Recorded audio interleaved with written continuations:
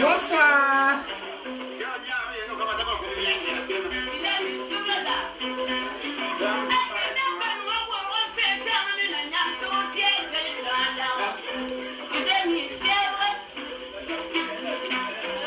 Bonsoir. Cécile Porquet, bonsoir. Vous êtes la première à apparaître. Bonsoir, c'est un bonheur de vous retrouver ce dimanche.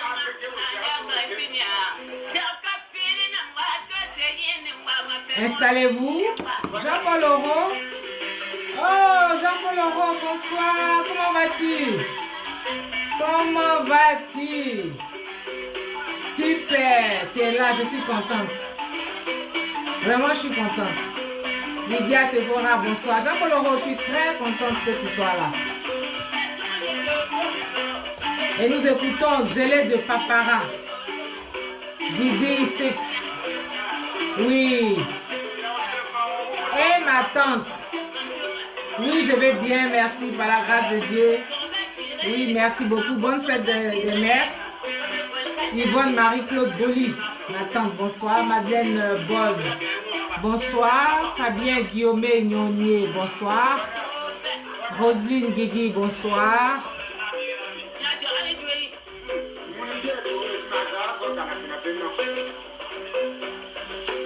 Béagou Ozua Béchio, bonsoir, merci. Merci Cécile Porquet, merci. C'est donc un plaisir partagé.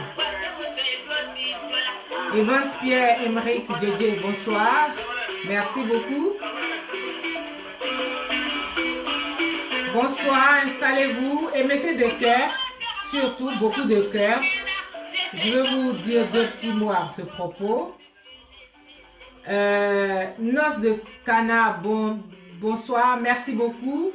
Oui, c'est la musique de chez toi. Oui, nous sommes en pays Sénoufo et nous écoutons Zélé de Papara, une chanteuse traditionnelle qui nous a quittés il y a maintenant, je crois, 25 ans. Voilà, parce qu'elle est morte en 1995. Makissa Ouattara, bonsoir. Mireille Dibi, bonsoir. Liflo Zabré, bonsoir. Diaby Almami, bonsoir. Thomas Tanoué, bonsoir. Gérard Adonis Mancoche Kwasi, pardon, si j'écorche un peu. Gérard Adonis Mancoche Kwasi, bonsoir. Kuipers et le Terre, bonsoir. Bonsoir. Je vais mettre en pause. Alors, bonsoir, je suis très heureuse de vous retrouver exceptionnellement ce dimanche pour notre émission culturelle. Vendredi dernier, donc on a les vendredis de la culture et vendredi dernier, j'ai fait un direct, mais la connexion a été tellement attaquée, ça buguait, je voyais rien, c'était vraiment difficile. Et pourtant, je ne parlais que de culture. Les gens ont eu peur pour rien. Donc, j'ai décidé de la refaire aujourd'hui, exceptionnellement le dimanche. Sinon, c'est le vendredi, les vendredis de la culture. Marie-Thérèse Yao, bonsoir. Kipré Série Armel Baudelaire, bonsoir, merci. Bonne fête des mères à toutes les femmes qui sont sur ce direct. Bonne fête des mères à chacune, à toutes sur ce direct. Et vraiment, vous êtes la lumière du monde. Je l'ai écrit sur mon mur aujourd'hui et je le pense. Toutes les femmes sont des lumières et il faut les célébrer. Il faut vraiment les célébrer. Et ça tombe bien avec le thème dont nous allons parler. Gadier Hachi Djenya, bonsoir. Amen. Amen. Ça tombe bien avec le thème parce que le thème dont nous allons parler, le thème que je vais aborder, je l'avais traité vendredi dernier, mais pas bien parce que comme je vous ai dit, ma connexion avait été attaquée, mon direct était attaqué, une attaque massive. JP Zécré, bonsoir. Dorine Williams, bonsoir. Merci. Broukra, bonsoir. Bonsoir, merci d'être là. Charles Dakouri, bonsoir mon révérend. Si c'est le même Charles Dakouri, hein. Emma Raissa, bonsoir. Nicole Williams, oh, depuis ta base de San Antonio, Texas, bonsoir, tu es toujours fidèle. Ami Traoré, bonsoir. Ekora Famien Dablé, bonsoir. Je regarde l'heure. Je fais toujours attention à l'heure. Merci, bonsoir, bonne fête à toutes les femmes, bonne fête des mères, à toutes les femmes. Coco Malaika, bonsoir madame. Merci beaucoup, merci beaucoup. Gladys Alex Kay, bonsoir.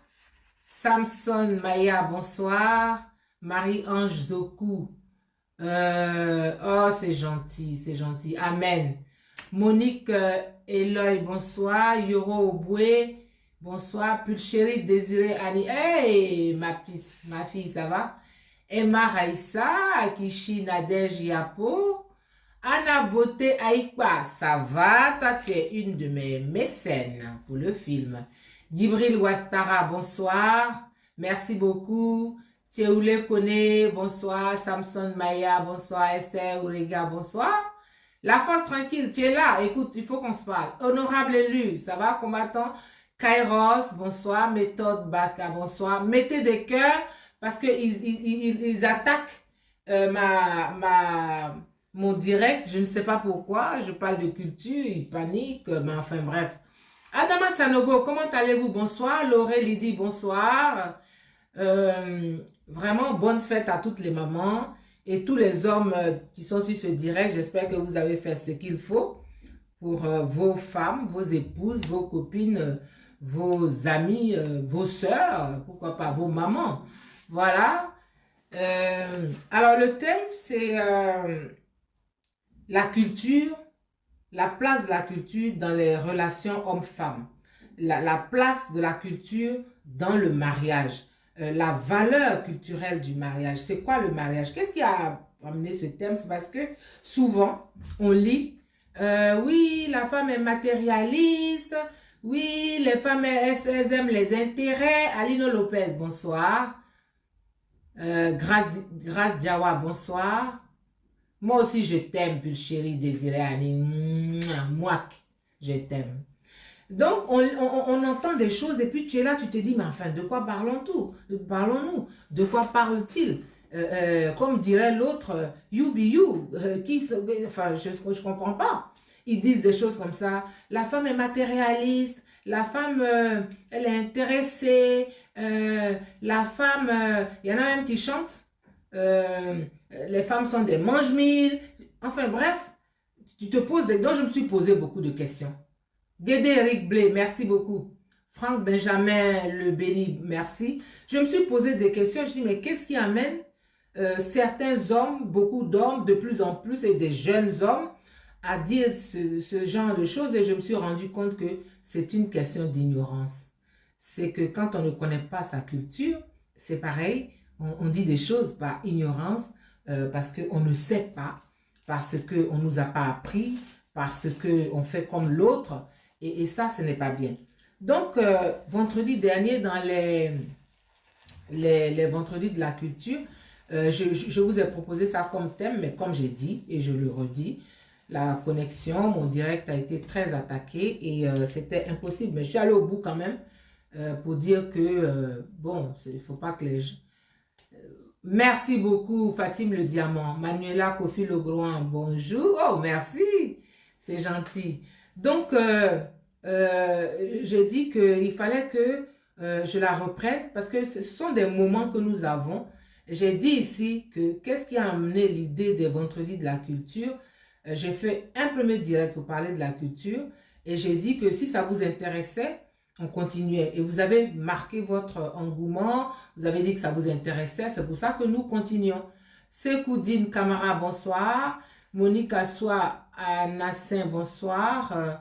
Merci Anna Boteaïba. Donc, voilà, nous parlons de culture les vendredis et on va continuer aujourd'hui avec ce thème. Donc, je me suis dit, c'est certainement par ignorance ou en tout cas, on va développer. On va dire c'est quoi la place de l'homme, c'est quoi la place de la femme au niveau spirituel et dans les autres sociétés et dans notre société ivoirienne. Nous allons dire culturellement parce que tout est basé sur la culture. La culture, elle est dans tous les aspects de notre vie. La culture, c'est notre identité. C'est elle qui nous définit. Donc, un peuple qui avance, c'est un peuple qui se connaît. Et si tu te connais, tu connais ta culture. Voilà, quand on parle de culture, c'est pas juste danser, chanter, c'est vraiment, elle est partout. Et les peuples qui avancent, les peuples qui nous gouvernent dans ce monde, ce sont des peuples qui ont, qui ont développé, qui ont mis leur culture, les arts en avant au premier plan. Toutes les sociétés. On l'a dit dans le premier direct que j'avais fait, mais on reviendra encore dessus. Et coucou, Star, Omayou, ça va? Je te vois là. Annette Viviane Goba, bonsoir. Voilà, on va revenir, mais j'aimerais bien qu'on continue encore avec Zélé de Papara. C'est une chanteuse traditionnelle, Senoufo, de la région de Korogo, qui avait, c'est comme une cantatrice. Donc, c'est ça la culture. Et elle est décédée, malheureusement, elle nous a quittés en 1995, ça fait donc 25 ans. Et j'aimerais qu'on écoute un bout et puis on va commencer. Mais mettez des cœurs, mettez beaucoup, beaucoup de cœurs, s'il vous plaît.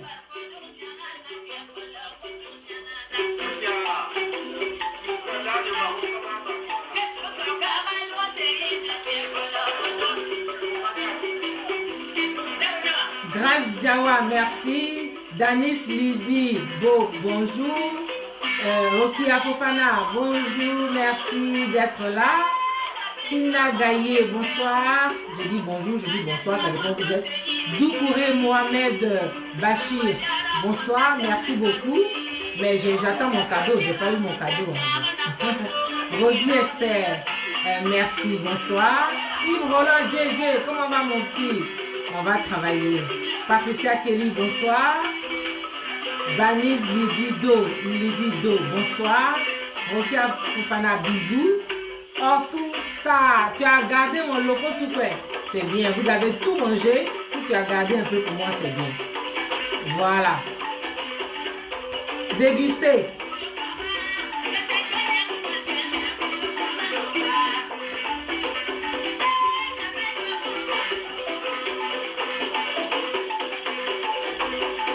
C'est fabuleux. C'est magnifique. J'adore. C'est magnifique. La Cheese Manhattan, bonsoir. Benje Kwame, bonsoir. Arsène Sosten. Oui, c'est Zéré de Papara, tout à fait. Tout à fait, c'est Zéré de Papara. Doukouré Mohamed Bachir, bonsoir. D'accord, d'accord. Oui, je vous aime aussi. Mon cadeau arrive, merci. Meki de Villejuif, bonsoir. Donc, on va commencer. Je saluerai au fur et à mesure Vivien Boli, bonsoir. Mettez des cœurs, invitez des gens, partagez le direct. Nassiri, bonsoir. Elle est de Tengrela? Ah, d'accord, elle est de Tengrela. Quelqu'un me dit que Zélé de Papara était de Tengrela. Super. Henri Souy, Meki de Villejuif, bonsoir. Mais c'est bien, c'est ça notre culture. Et j'adore.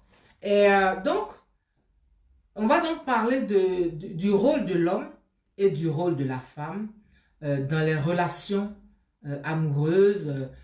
Serge Kouao, bonsoir. Lucia Fofana, bonsoir. Dans les relations amoureuses, dans le mariage, la valeur culturelle du mariage. Et comme ça, on va situer les choses.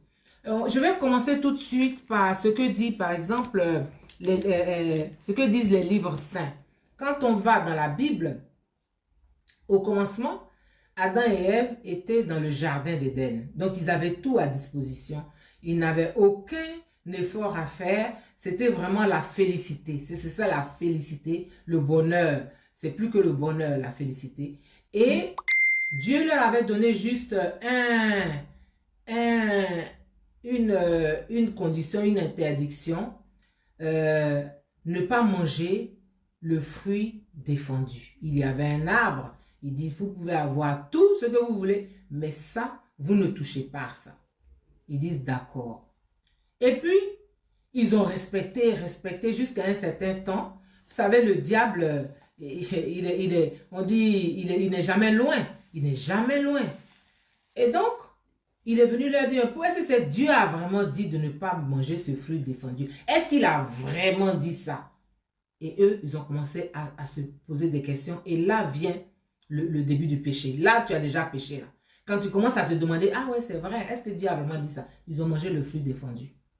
Et Dieu les a pris. Et donc, Dieu les a maudits. Il les a maudits, il les a chassés du jardin d'Éden en les maudissant.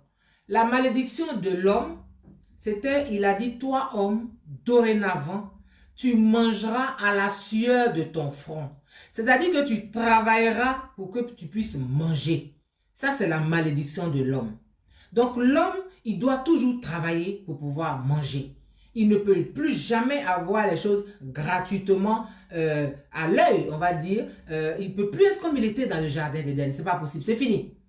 Et la femme, sa malédiction, il a dit, toi, quand tu vas aller accoucher, tu auras les douleurs de l'accouchement. Tu vas accoucher dans la douleur, toi, femme. Ça, c'est ta malédiction. Et puis, il les a chassés. Et donc, ils sont partis.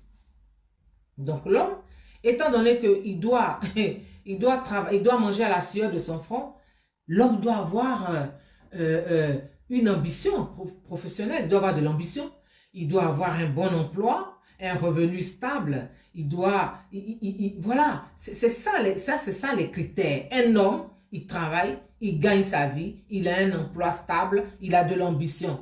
Il rapporte de l'argent, il ramène des gains chez lui. C'est ça un homme.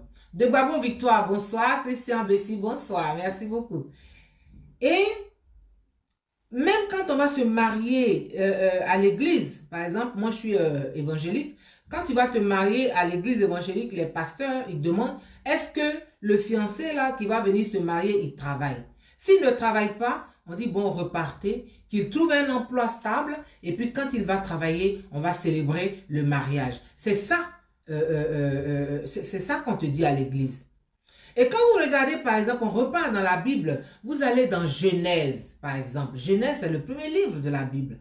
Alors, dans Genèse, par exemple, il y avait un monsieur qui s'appelait Laban et qui avait deux filles. L'aînée s'appelait Léa et la cadette s'appelait Rachel. Et Jacob, vous connaissez Jacob dans la Bible, est tombé amoureux de Rachel, la cadette. Mais Laban a dit non. Si l'aînée n'est pas mariée, tu ne peux pas épouser la cadette parce que ça va être le déshonneur de la famille, que l'aîné ne soit pas marié et que la cadette ait un mari. Donc, tu vas épouser l'aîné d'abord et puis la cadette après. Mais il y a quelque chose à faire. Il y a le mariage, c'est-à-dire que tu travailles pendant 7 ans pour avoir le droit d'épouser l'aîné, Léa, plus 7 ans pour avoir le droit d'épouser la cadette Rachel. Donc, il a accepté. Jacob a accepté. Il a travaillé 7 années pour Laban, le père, pour avoir l'aîné. Après les 7 années, il a encore travaillé 7 années dans ses champs et tout pour pouvoir avoir le droit d'épouser la cadette. Et quand ça fait 14 ans, il a encore travaillé 6 années à paître le troupeau du papa, 20 ans en tout, pour pouvoir se marier. Bon, là, on parle de mariage de 2 femmes, parce que on était dans l'Ancien Testament, hein, donc on pouvait se marier comme ça à plusieurs femmes. Hein, on pouvait, la polygamie, tout ça, on était sous la loi. Donc, il faut mettre les choses dans leur contexte. Hein. Voilà, Mustapha de Karamoko, bonsoir. Merci beaucoup. Merci. Donc, Samuel Begré, bonsoir. Donc, il faut remettre les choses dans leur contexte. Donc, Jacob a dû travailler au total 20 ans pour avoir le droit d'épouser les filles de Laban. Donc, l'homme est donc responsable. Parce que la Bible dit que le mari est le chef de la famille. C'est-à-dire qu'il est le chef de la famille comme Christ est venu et qu'il est le chef de l'Église. C'est ce que dit la Bible. C'est ça le rôle de l'homme dans le mariage. selon la Bible. L'homme est le chef de la famille, comme Christ est le chef de l'Église.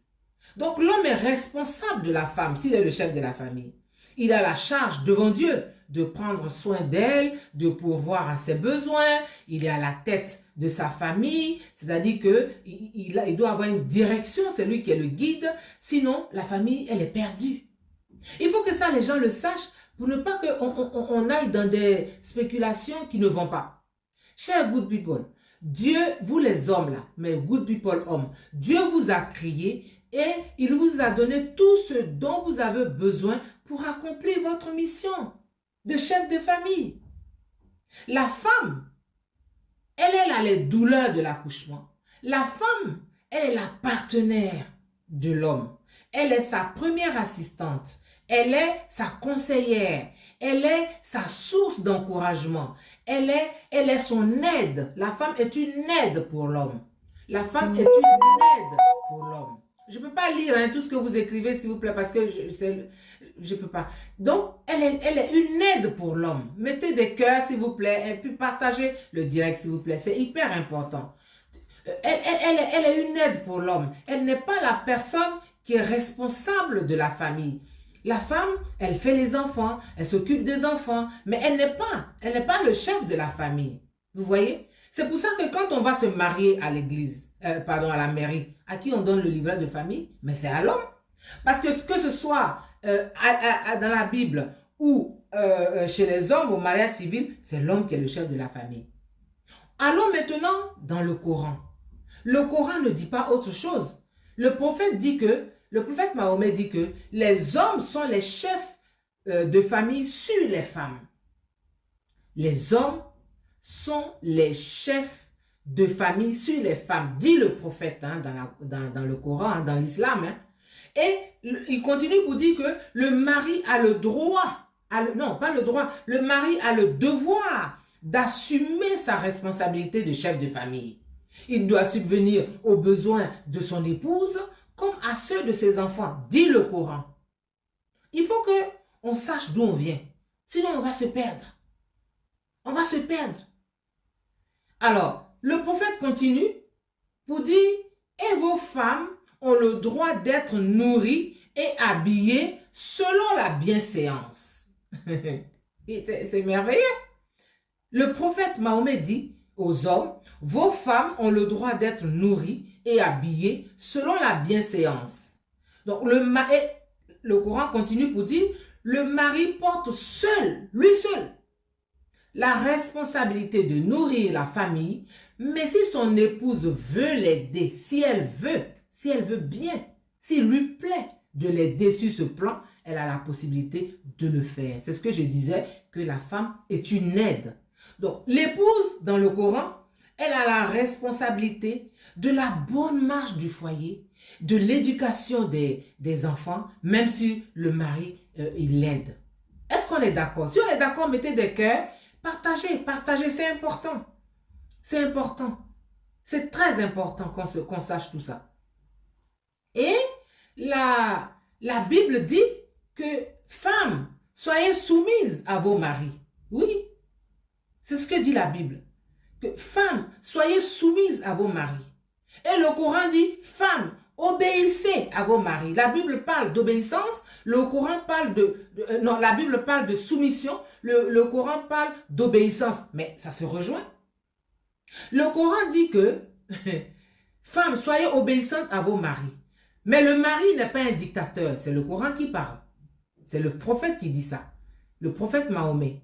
Il continue pour dire, tout mari voudrait, lorsqu'il rentre le soir chez lui fatigué, trouver son épouse joyeuse, faisant disparaître sa fatigue d'un seul de ses sourires.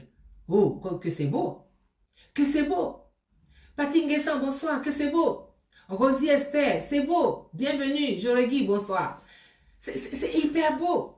Donc, ça c'est ce que dit le Coran. Le Coran continue pour dire, le prophète continue pour dire, mais tout mari sait aussi qu'il arrive des jours où ce n'est pas le cas. C'est-à-dire que la femme n'a pas envie de sourire et tout. Au contraire, elle lui fait il se voit reprocher des choses qu'il n'a même pas faites. Ce qui rajoute à sa fatigue. en tant que mari parce qu'il a travaillé toute la journée. Mais le prophète lui dit, même dans ce cas-là, il faut être patient et se dire que demain, tout ira mieux. Demain, tout ira mieux. Ce que la Bible dit, à chaque jour suffit sa peine. Est-ce qu'on est d'accord? Si on est d'accord, on va continuer. On va continuer. Oui, elle peut masser les pieds de son mari, il n'y a pas de souci. Elle chante pour lui. Mais même les femmes, c'est ça qu'il faut faire. Elle devient courtisane. Elle séduit son mari. Mais c'est son rôle. Mais le mari, là, lui, son rôle, là, premier, en tant qu'homme, c'est d'assurer la nourriture, le logement, tout ça, à la mairie, là. On dit que le mari, il doit loger sa femme. Elle quitte ses parents et puis elle vient chez l'homme qu'elle a épousé. Si on est d'accord, moi je vais vous laisser un numéro WhatsApp que vous pouvez appeler si vous voulez intervenir. C'est le 00337 52 38 68 36. 00337 52 38 68 36. Vous pouvez appeler si vous voulez intervenir. Rosie Esther, merci. Bonsoir. Macriso Kassi. Olga Nathalie Zoku, bonsoir. Annie Touvolu Winner, comment ça va? Bisous. Merci. Bonne fête. Nicole Williams, c'est vraiment... Oui, l'homme doit assurer que le frigo est plein, que le loyer est payé, que tout est payé. Joe Princess, vous êtes d'accord? Si vous êtes d'accord, vraiment, voilà, c'est le numéro, il faut appeler. Et puis, vous voulez intervenir. Djibril Traoré, oui, bonsoir. Oui, oui, oui, oui. Merci, merci, merci. Merci. Aurélie Dina Boni Amand. Donc, voilà ce que disent les livres saints. Voilà ce que dit la Bible. Voilà ce que dit le Coran. Si on est d'accord, nous allons continuer. Mais moi, je vais voir si quelqu'un veut appeler, il appelle. Mais je vais encore mettre un peu de cette artiste que j'aime beaucoup. Voilà. Juste une minute, hein, pour me permettre de boire de l'eau et de saluer quelques personnes. Léonie Rongvis, bonsoir. Merci beaucoup, bonne fête. Agathe Patricia, Innocent Atofoué, bonsoir. Rosie Esther, merci. Oui, merci. Aurélie Dina Boniaman, tu adores, tu aimes le thème? Est-ce que c'est le thème que tu adores? Tu aimes le thème? Il faut vraiment qu'on sache resituer les choses. Parce que tout ça, c'est la culture. Tout cela, c'est ça qui fait la culture. Se connaître, savoir qui on est, savoir ce qui nous tient dans nos sociétés et avancer en conséquence.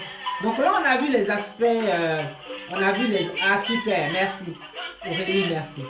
On a vu l'aspect spirituel des relations, du rôle de l'homme, du rôle de la femme. Nous allons évoluer. Quand on sort de cet aspect-là, de la spiritualité, on arrive dans les sociétés. Qu'est-ce qui se passe dans les sociétés? Dans les sociétés, par exemple, on va aller en Europe. En Europe, dans la Grèce antique, la coutume voulait que le père de la mariée aille chercher des coquillages dans la mer Égée. La mer Égée, elle est en Grèce.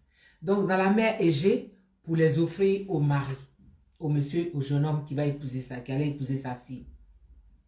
Il faisait ça pour sceller leur mariage. Parce que l'homme, il apportait des choses, mais la femme ne restait pas. C'était l'aide de la femme. Mais c'est son père qui assurait cette aide-là. C'est ça la dot. C'est ça le mariage tel que c'était pratiqué. Et puis, dans l'Europe romaine, était une société dotale. C'est-à-dire une société où il y avait la dot. Sylvanus Modesi Vriva, bonsoir, merci beaucoup. Oh, je t'aime aussi, merci beaucoup. Mamadou Traoré, bonsoir. Diabaté Steph Seyd, bonsoir. Donc, l'Europe romaine était une société dotale. Et dans le droit romain, la femme n'était pas juridiquement responsable, elle ne possédait donc aucun bien propre à elle. La dot désignait donc l'apport du père comme aide au moment du mariage et était affectée au futur ménage. La dot était obligatoire pour rendre un mariage légitime. Légitime. Et la dot pouvait être apportée, l'homme apportait, le fiancé apportait la dot, et la femme aussi, comme aide, comme sa disposition, sa disponibilité à entrer dans le mariage. Mais, au fil des temps, cette pratique est tombée en désuétude en Europe à partir du 19e siècle. Il n'y a pas si longtemps, c'est pas au 10e siècle, c'est à partir du 19e siècle que les gens ont commencé à abandonner un peu cette pratique. Sami Kalou, bonsoir. Aurélie Dina, bonsoir. Esther Keke, bonsoir. On va aller du côté du Japon. Le Japon aussi, l'Asie, c'était des sociétés dotales aussi, où la dot représentait ce qui fondait le mariage, comment on se mariait au Japon. Alors, on organisait un repas entre les deux familles. La famille de la future mariée, famille du futur marié, qui se voyaient pour la première fois officiellement. C'est la première fois que les deux familles se rencontraient. Et au cours de ce repas, on échangeait des cadeaux qui symbolisaient le bonheur, la longévité, la prospérité. Alors pour le futur marié, on lui offrait un obi.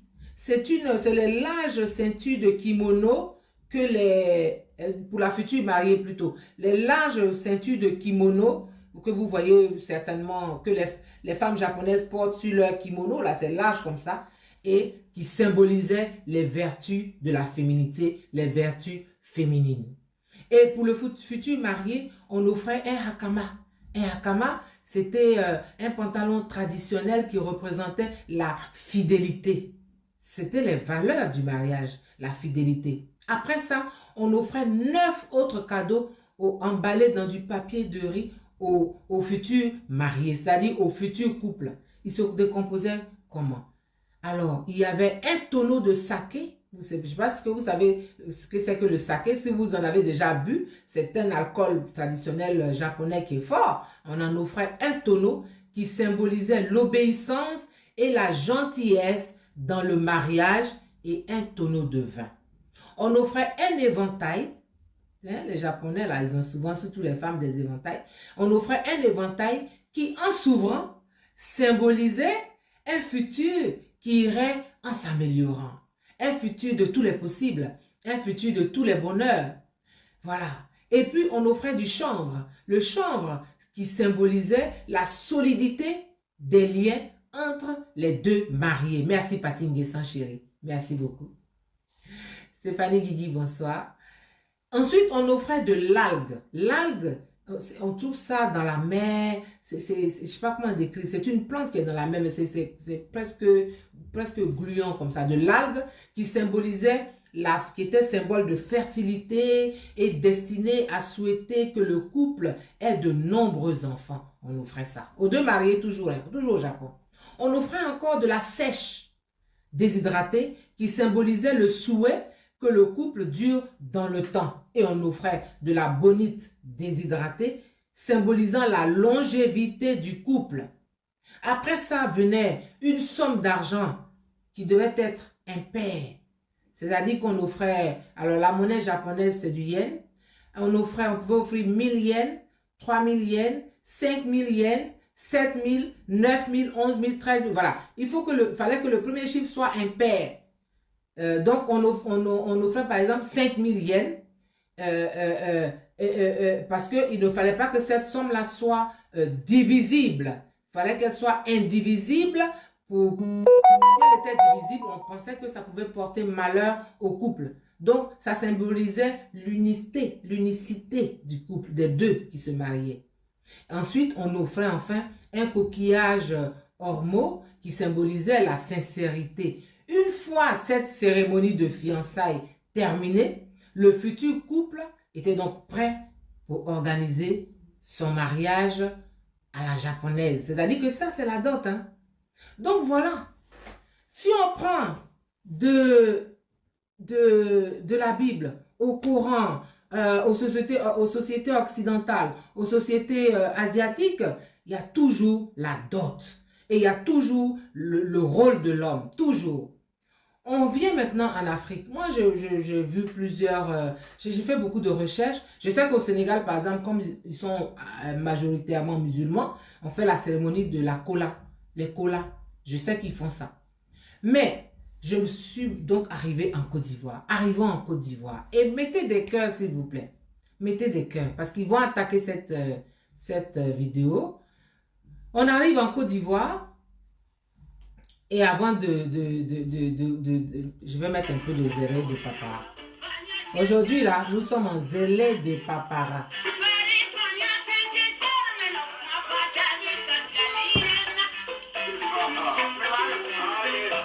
Les enfants sont sur ce direct. Nicole Williams, Sidonie Moupin, bonsoir, merci.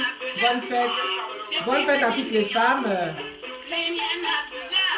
Bonne fête. Alino et Mano, les enfants de Nicole Williams, ma bestie. Bonsoir, merci d'être sur ce direct. Voilà.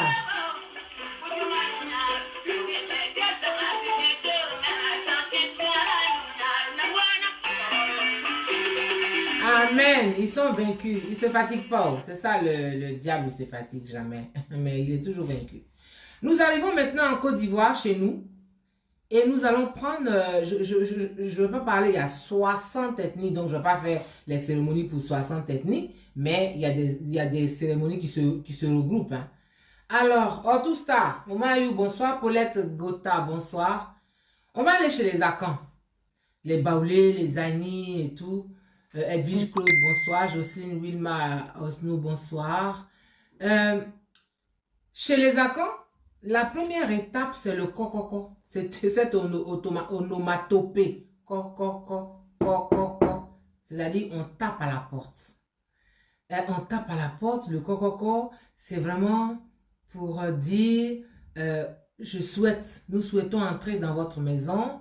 Et c'est une cérémonie, le kokoko, qui autorise la fréquentation officielle de l'homme, du jeune homme, à la jeune fille. Donc, pour cette cérémonie-là, il n'y a pas grand-chose. On offre juste une bouteille de liqueur, une bouteille de gin, et puis voilà. Fatingue-san, d'accord. Donc, voilà. Donc, on offre cette bouteille de gin-là pour juste dire, on a fait coco. Maintenant, c'est l'autorisation. On vient demander l'autorisation de fréquenter votre fille. C'est moi qui suis avec votre fille. C'est moi qui viens me présenter. C'est cette cérémonie-là qui est le coco. La deuxième étape, toujours en pays à Caen, c'est la dot ou le mariage coutumier ou mariage traditionnel comme on appelle. Il faut écouter, c'est la culture. Alors, une délégation de la famille de l'homme, du prétendant, se rend tôt le matin chez les parents de sa promise. De sa promise. Et le père du futur marié ou son représentant fait la demande en mariage. Mais c'est une cérémonie. Et on désigne un frère ou un oncle de la future mariée, voilà, qui va faire la réplique. Et au cours de la cérémonie, les deux familles se font face. Et un émissaire est choisi dans la famille de la jeune fille pour servir d'avocat et défendre les droits du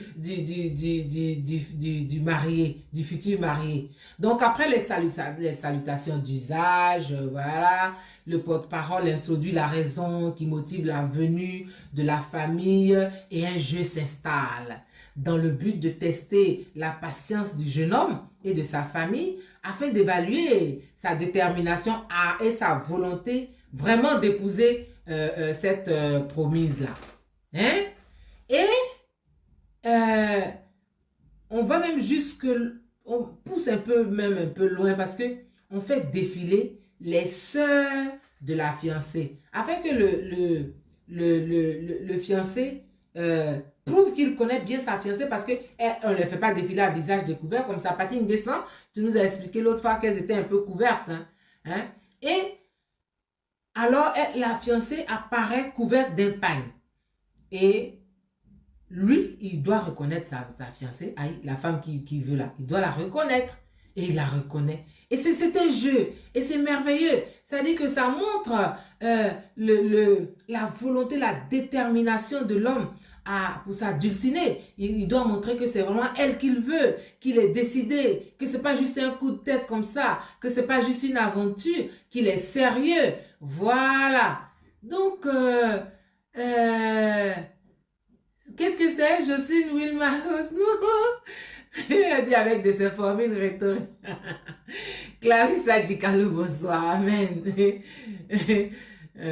Donc, après cette cérémonie, on passe maintenant au don.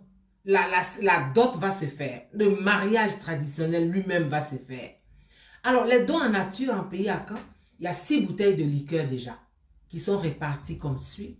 Une bouteille de liqueur est retournée aux parents du futur marié pour leur dire merci. C'est fabuleux.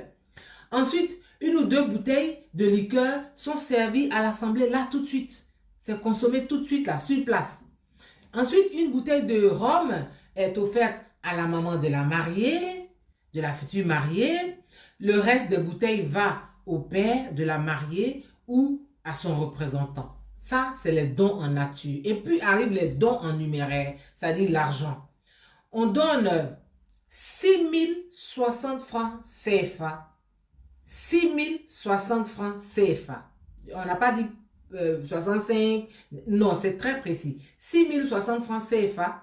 6000 francs vont aller pour le père et la famille. Et les 60 francs vont être là. Et c'est ça qui sera remboursé en cas de divorce, malheureusement. S'il y a un divorce, c'est les 60 francs qu'on va rembourser. On offre aussi un sac de sel aux tantes de la mariée, un paquet d'allumettes qu'on distribue à l'assemblée présente. Si on n'a pas d'allumettes, on donne 5000 francs pour remplacer les allumettes. On donne l'argent du couteau des frères de la mariée. Les frères de la mariée, on leur donne l'argent de leur couteau. Et puis, une libation est faite, ce qu'on appelle les bénédictions en Afrique, la verse de l'eau. Une libation est faite par le père de la mariée ou son représentant pour unir les époux, remercier les ancêtres et les recommander leur union aux ancêtres. Voilà. Ensuite, après il faut savoir que la cérémonie de libation, c'est plus qu'un acte banal, hein. C'est vraiment, Paulette Gotha, bonsoir, merci. C'est vraiment, la libation, c'est pas juste un truc comme ça. Non, c'est très important. La libation, c'est la boisson qu'on verse dans la terre et les paroles qui sont prononcées au fur et à mesure. Et il est parfois imposé à celui qui fait la libation de se déchausser et de descendre légèrement son pankita qu'il a porté sur son épaule en signe de respect pour les ancêtres. En signe de respect. Et la libation en présence des époux qui se font face. Et après la libation, il est demandé aux époux de s'accroupir et de déposer leurs mains dans la boisson qui a été versée au sol et de porter ensuite leurs mains sur leur front. C'est ça la tradition. C'est ça la culture. Ensuite, l'argent de l'accolade. Ensuite, le mari offre de l'argent à son épouse. Après la cérémonie de libation qui scelle véritablement, c'est ça qui scelle le mariage, les époux se font des accolades. Ils se font à tour. Et alors, le mari, il remet de l'argent à son épouse. Et cet argent-là, l'épouse le remet à ses sœurs parce qu'elle va les quitter. Elle va dans une autre famille maintenant. Elle va les quitter. Voilà. Donc, une autre somme d'argent est remise pour compenser tous les sacrifices que les parents ont consentis, tous les investissements pour l'éducation, pour les soins de leur fille et tout ça. On leur remet de l'argent. C'est symbolique, hein? Alors, la remise de cet argent ne signifie pas que la fille a été achetée. Non, ça veut dire qu'elle a de la valeur. Ça montre que cette femme-là que je viens épouser, c'est une femme qui a de la valeur. Il faut bien qu'on s'entende. Donc, voilà chez les Akans. Si on va chez les Didas, ça a aussi une coloration un peu Akan aussi parce qu'on remet une bouteille de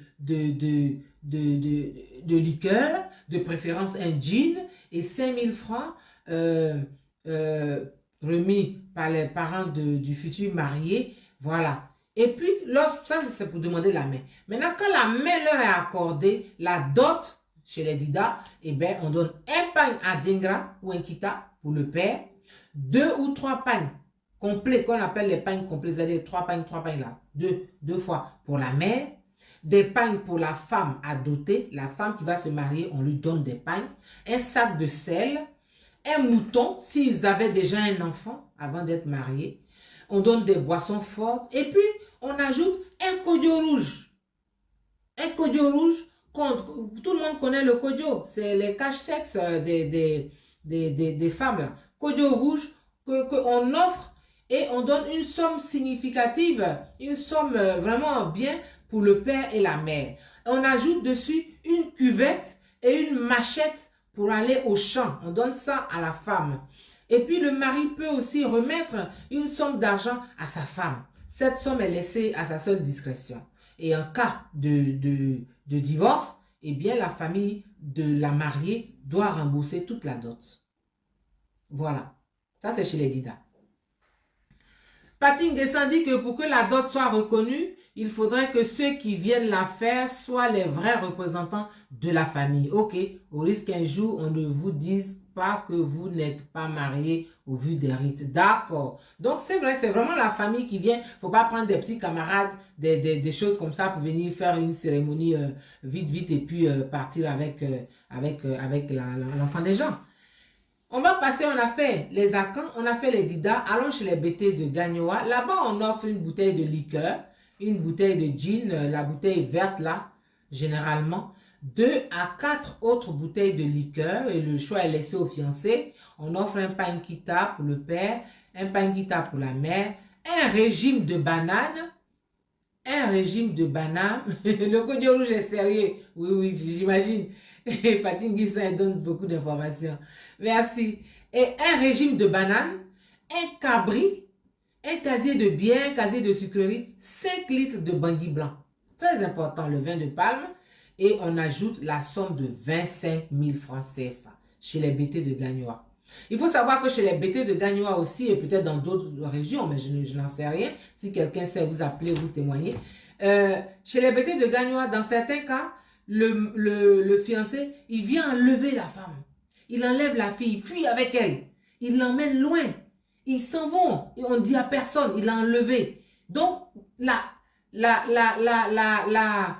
femme, les parents se demandent, mais qu'est-ce qui s'est passé? Mais où est notre fille? Qui a pris notre fille? Mais c'est un jeu. Après, pendant qu'il est avec la femme là-bas, sa famille vient maintenant voir la famille de la fille pour dire, voilà, c'est notre fille, c'est notre enfant, notre garçon qui a enlevé votre fille.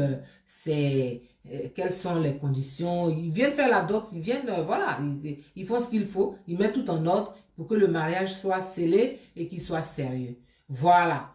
Donc, oui, tout à fait. Donc, ça, c'est chez les BT.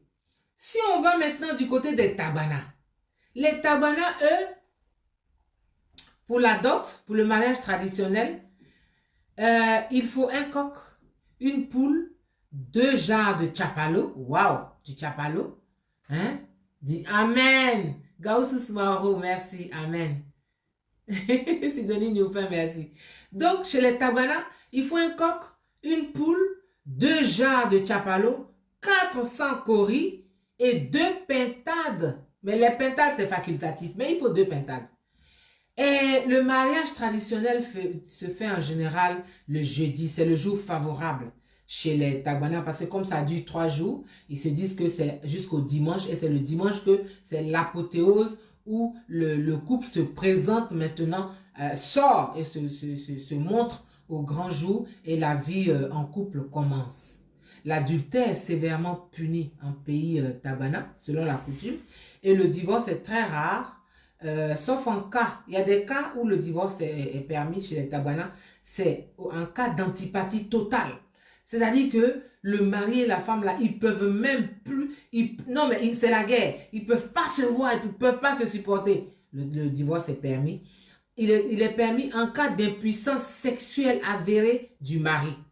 Parce que, évidemment, si l'homme est impuissant sexuellement, bon, le divorce est permis. Et puis, en cas de en cas de décès d'un des conjoints, le divorce aussi, ben, c'est pas divorce, on permet à celui qui reste là de partir, de se remarier. Donc, voilà. Euh, Ça, c'est chez les Tabana. On va aller chez les gourous et j'aimerais saluer ma sœurette Géné Ivana. Chez les gourous, quand on vient se marier, quand l'homme veut se marier, il faut vraiment qu'il soit de même condition que la femme. Parce que s'il est de condition inférieure et qu'il est dans l'incapacité de faire face à ce qu'on lui demande, il doit accomplir des prestations, doit faire des travaux pour toute la famille et ça peut durer des années. Il travaille dans les champs, il cultive les champs, et pas seulement pour le père, mais pour la communauté, pour la communauté de la femme qu'il veut. Il offre du gibier, il va à la chasse, il va à la pêche, il offre le poisson, le produit de sa pêche, il abat et il saigne les palmiers, il fait tout ça pour pouvoir épouser sa promise. Ça nous ramène à l'histoire de Jacob qui a travaillé pendant 20 ans pour Laban pour pouvoir épouser ses deux filles. Donc ça ramène un peu à ça. Voilà. Alors, on va aller chez les Malinqués au nord de la Côte d'Ivoire. Là-bas, on demande pour la dot, donc pour le mariage traditionnel, une pièce de paille. Voilà, il peut être tissé ou pas selon la région du nord. 5 mètres de basin pour le père, de basin blanc. 5 mètres de basin blanc pour la mère aussi. 6 voiles blancs. 6 voiles blancs. 5 paires de chaussures. Hein? La quantité varie, mais ça tourne autour de 5 paires de chaussures, c'est la moyenne. 20 000 francs à la mariée. 50 000 francs pour acheter les ustensiles de cuisine de la mariée. Parce que quand elle rentre dans son foyer, il lui faut il faut faire la cuisine, il faut qu'elle équipe sa cuisine. On lui remet 50 000 francs, elle achète les marmites, les louches, les écumoires, les assiettes, tout ça pour servir. Et puis, 20 000 francs pour la cola de la famille. On offre du djabi. Le djabi, c'est le henné. On est au nord, hein, on est chez les Malinqués. Donc, on offre du djabi. On offre du mil en grains ou pilé. On offre 3 boîtes de lait et on offre 3 poulets. Ça, c'est chez les Malinqués. C'est vraiment chez les Malinqués. Donc, on va aller chez les Kroumen. Abi, Chantal Taïba, chez elle et chez mon piment, Jani Begré. Là-bas, ils font carrément, ça dit tu déposes un bœuf. Tu veux la fille des gens, tu viens puis tu déposes un bœuf. Voilà. Tu déposes un bœuf. Et le mariage en pays Kroumen, c'est la femme, elle est liée à vie. C'est-à-dire qu'elle est mariée à quelqu'un. Et puis, s'il arrivait que, bon, ça arrive, que par exemple, il décède, c'est le frère, le grand frère ou le petit frère qui la prend. Si le petit frère ou le grand frère décède, c'est l'autre frère qui la prend. C'est-à-dire, ça n'est jamais fini. Elle est liée, elle est mariée à vie dans cette famille-là. C'est comme ça. Je fais une petite pause pour saluer quelques personnes. Rosie Esther, merci. Bonjour. Marthe Bro, bonjour.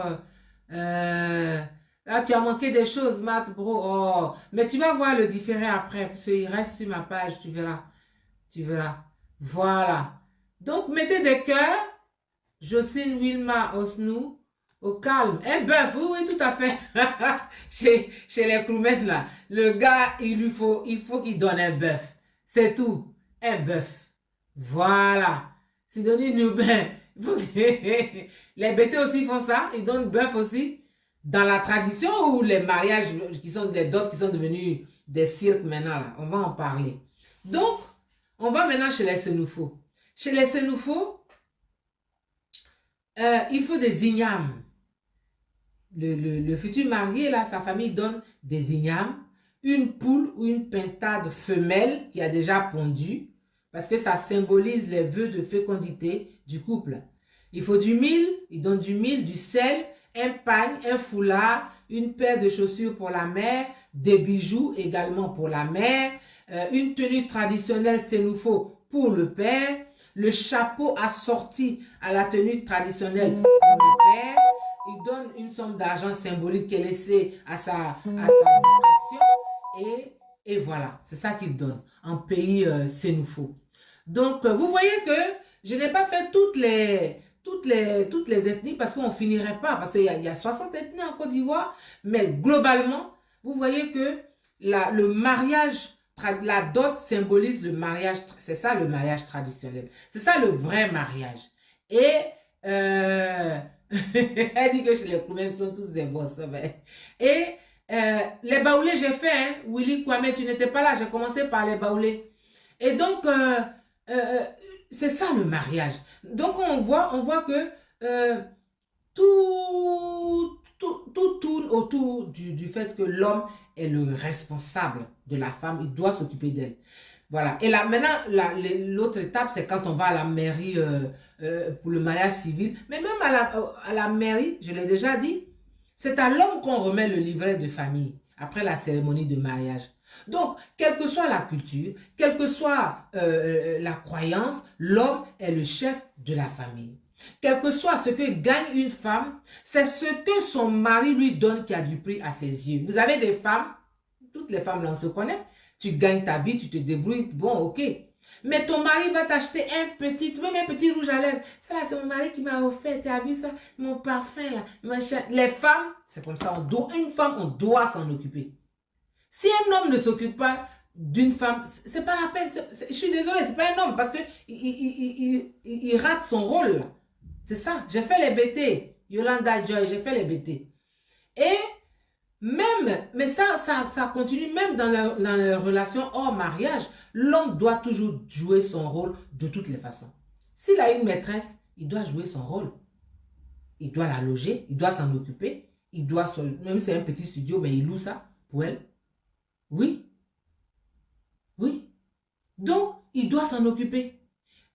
S'il a une copine, même une aventure d'un soir, eh bien, c'est lui qui l'invite à manger. Son poulet braisé ou son poisson braisé au maquis, qui va payer? Eh bien, c'est lui qui paye.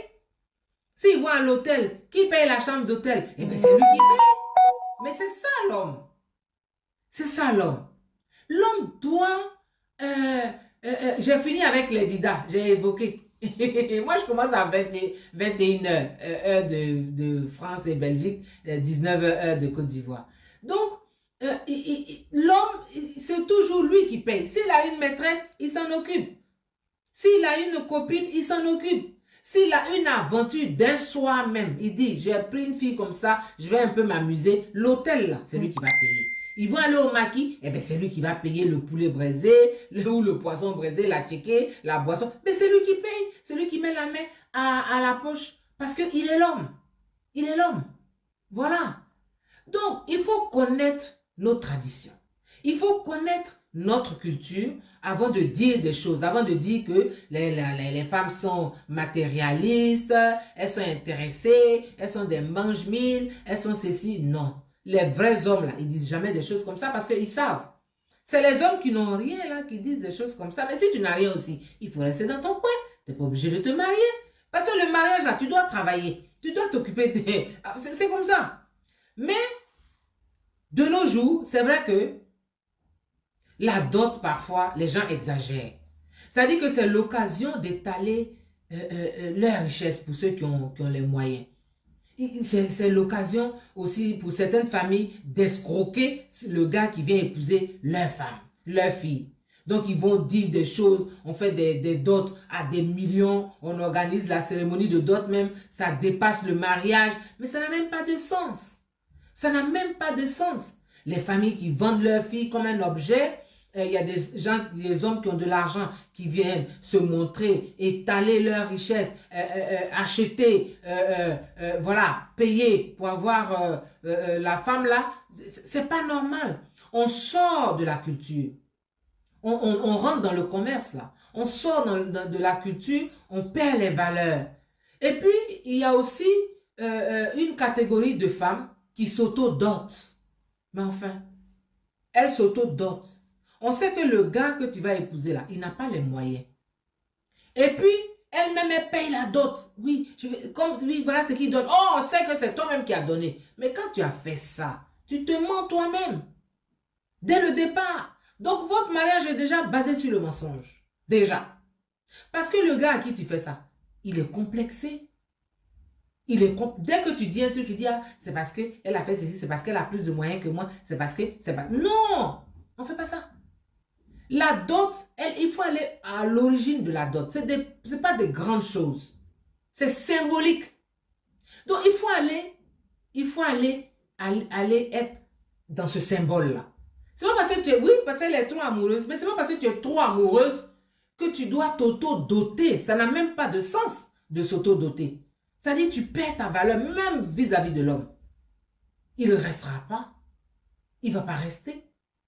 Parce que tu lui enlèves sa matière. Tu lui enlèves le fait d'être un homme. Tu lui enlèves ça. Peut-être qu'il va accepter. Si c'est un gigolo aussi, il peut accepter. Mais à la base, dans le fond, tu as faussé les choses. Tu as faussé les choses. Donc, ça, il y a ça. Et puis, il y a des femmes qui s'auto-marient. Elle finance toute la cérémonie. Elle paye sa robe de mariée. Elle paye le costume du marié. Elle paye la salle. Elle paye le cocktail. Elle paye le repas du lendemain. Mais elle a tout payé. Le gars, il n'a plus qu'à venir et puis il va dire oui, c'est tout. Mais ça, ce n'est pas un mariage qui va tenir. Non, je suis désolée. C'est pour ça que c'est une des raisons de beaucoup de divorces ou de discordes. Parce que tu lui enlèves. Il y a quelque chose qui fait qu'il est un homme. Un mariage, on peut se marier à 4. Hein. C'est-à-dire toi, ton fiancé, puis vos 2 témoins à la mairie, là, ça peut se faire. Et puis, il n'y a rien. Et puis, c'est un super mariage. Tu n'es pas obligé de faire une cérémonie, tape à l'œil, alors que le gars que tu épouses, il n'en a pas les moyens. Et donc, toi, tu vas payer pour ça. Donc, tu te payes un mari, là. Ça ne va pas. Yes, Adjemon, bonsoir, ma jolie sœur. Ça ne va pas. Donc, quelle estime de soi l'homme va avoir? L'homme à qui tu as enlevé son essence masculine, en payant tout, en t'auto-dotant, en t'auto-mariant. Quelle estime de soi il va avoir et quelle estime de lui toi-même tu vas avoir? Parce que après, le mariage, là, c'est une course de fond. Vous êtes dans la maison. On passe maintenant, l'euphorie est passée, machin est passé. Puis, petite histoire, attends, tu es qui? Toi-même, tu es qui? Toi, tu crois que quoi? Voilà, les mots que tu vas dire. Alors que il est il est le chef de famille. Mais comme tu t'es auto-doté, que tu t'es auto-marié, bon, tu lui enlèves, il n'a plus sa dignité. Donc, il est dans la maison et puis il est complexé, il manque de confiance en lui-même, il n'a plus d'estime de soi. Ce qui fait que demain, là, il va trouver une petite, même vendeuse, même ta bonne. Il va aller coucher avec ta bonne parce qu'elle l'appelle tonton. Quand lui il parle, là, elle se baisse comme ça. Elle le respecte. Mhm. Il va coucher avec la bonne dans la maison. Devant toi. Tu n'es pas là, il couche avec la bonne. Donc toi, tu es un rival malgré tout ton auto.